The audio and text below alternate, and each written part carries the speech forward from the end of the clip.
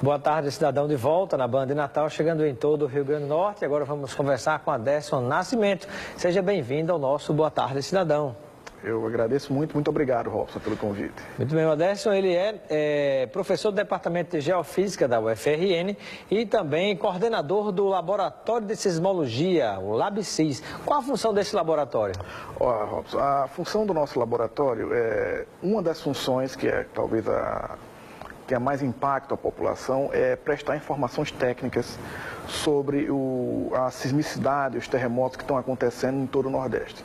Em particular, nós temos uma rede de sensores que ela está monitorando desde o sul da Bahia até o norte do Piauí, já chegando no Maranhão, equipada com sensores transmitindo para nosso data center, e a gente está sempre analisando os dados e mostrando o que é que está havendo em termos de sismicidade. Onde é que ficam esses sensores?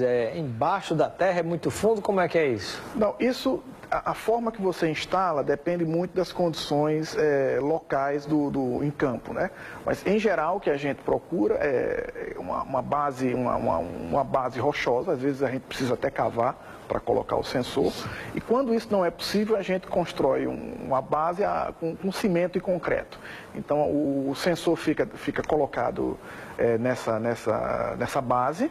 Mas na superfície da terra ou embaixo? Às vezes, quando ele para o tipo de estudo que a gente faz aqui,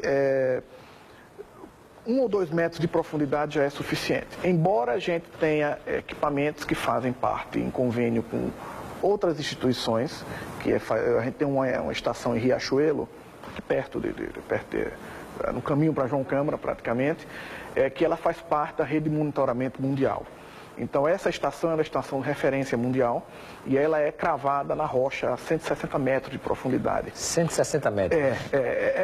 Ela vai lá naquilo que se chama de placa tectônica, não? Não chega a tanto? Não. O que é uma placa tectônica, para quem não sabe? Uma placa tectônica, na verdade, é um conceito científico que diz o seguinte, que se a Terra se move, a parte mais superficial da Terra, os primeiros 100 quilômetros da Terra, ela se move, ela quase 100 quilômetros abaixo. Ela praticamente flutua em outras regiões mais profundas da Terra, e você define as placas tectônicas. Essas placas são estruturas espessas e que são rígidas. É como se fosse um mosaico.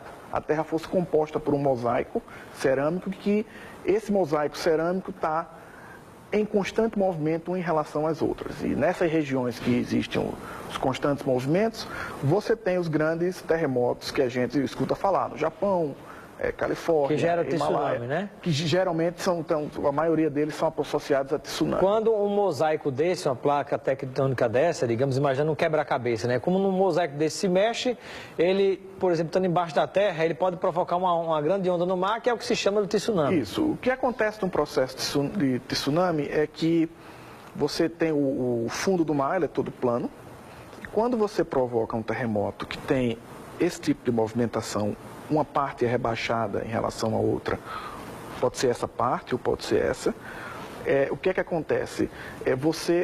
Como essa parte tem um ressalto lá embaixo, a superfície do mar baixa. E quando ele volta de novo, ele volta em torno, em forma de uma onda, que se propaga da fonte que foi o terremoto até a praia. Na verdade, quando o tsunami está se propagando em alto mar, ele não é perigoso. O problema é quando ele chega perto da costa e ele quebra, tá certo?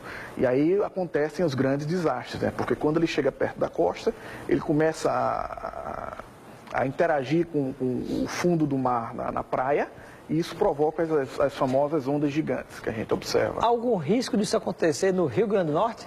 Olha, o risco aqui é muito baixo, porque os terremotos que provocam tsunami são terremotos acima de 6,5, 7, até 7,5 em magnitude na escala Richter.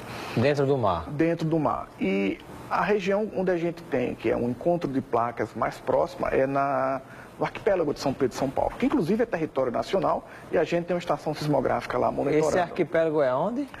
Ele não é fica... Fernando Noronha, não? Não. Ele fica a cerca de 700 quilômetros depois de Fernando Noronha. Fica depois de Fernando Noronha? Depois de Fernando, ele fica exatamente no encontro das placas. Território nacional? É território nacional. Não pertence a nenhum estado, não? Como não. Noronha pertence a Pernambuco? Não. É um território nacional, é uma zona controlada, é uma zona de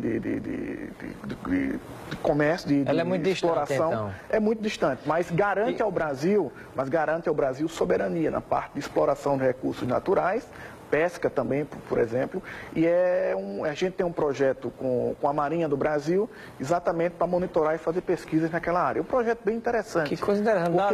Dá outra entrevista só sobre isso, viu? Não dá. É um assunto bem interessante porque pouca gente conhece. Mas o arquipélago de São Pedro e São Paulo garante um mar territorial brasileiro equivalente ao tamanho, eu acho, que dá de Minas Gerais.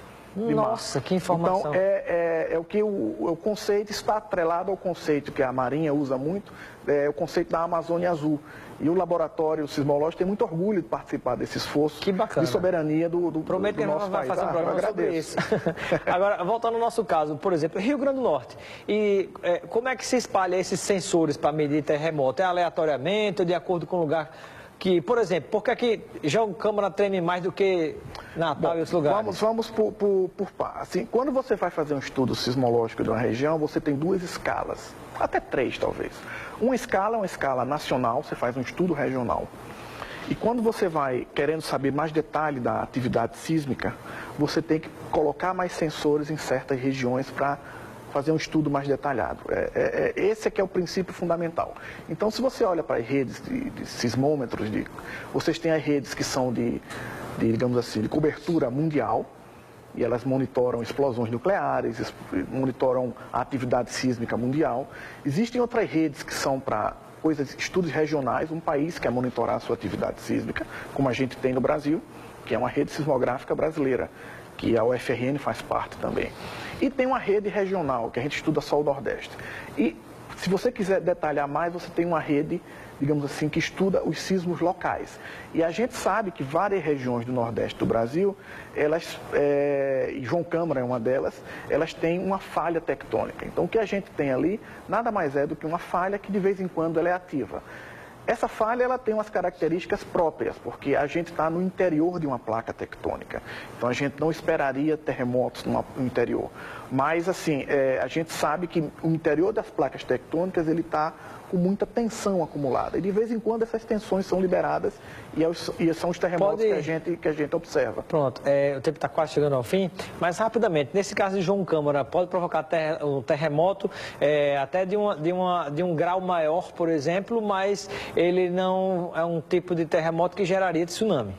Não. Para gerar tsunami, o terremoto tem que estar, o foco do terremoto tem que estar no mar e tem que ser um tipo de terremoto em que a movimentação da falha seja se rebaixando em relação à outra. Que não é o caso aqui de João Câmara. Que não é o caso. João Câmara está deslizando em relação à outra. Mas pode provocar um terremoto de um abalo maior, por exemplo? Olha, nós já tivemos na década de 80, nos anos 50, a gente tem registros disso, que a gente tem terremotos de magnitude até 5,2, que são bem sentidos. Muito bem, eu lembro de um quando eu era criança que veio bater aqui em Candelária, rachando algumas casas, né? Exatamente, deve ter sido a sequência dos anos 80. Pois é, bom, infelizmente nosso tempo chegou ao fim, eu quero agradecer a sua participação, entrevista muito bacana, interessante, diferente. Eu agradeço a sua participação, Adelson, no nosso Boa Tarde Cidadão, seja sempre bem-vindo. Eu que agradeço e ficamos sempre no laboratório à disposição de prestar todo tipo de esclarecimento. Fique certo que independente do terremoto, você vai voltar aqui em breve. Eu agradeço, obrigado. Inclusive para falar sobre aquele território, como é o nome? O Arquipélago de São Pedro e São Paulo. O Arquipélago de São Pedro e São Paulo, uma curiosidade muito bacana. Bom, ficamos por aqui com o nosso Boa Tarde Cidadão. Continue ligado na Band Natal. Vem aí os donos da bola. Um grande abraço e até amanhã. Boa Tarde Cidadão. Oferecimento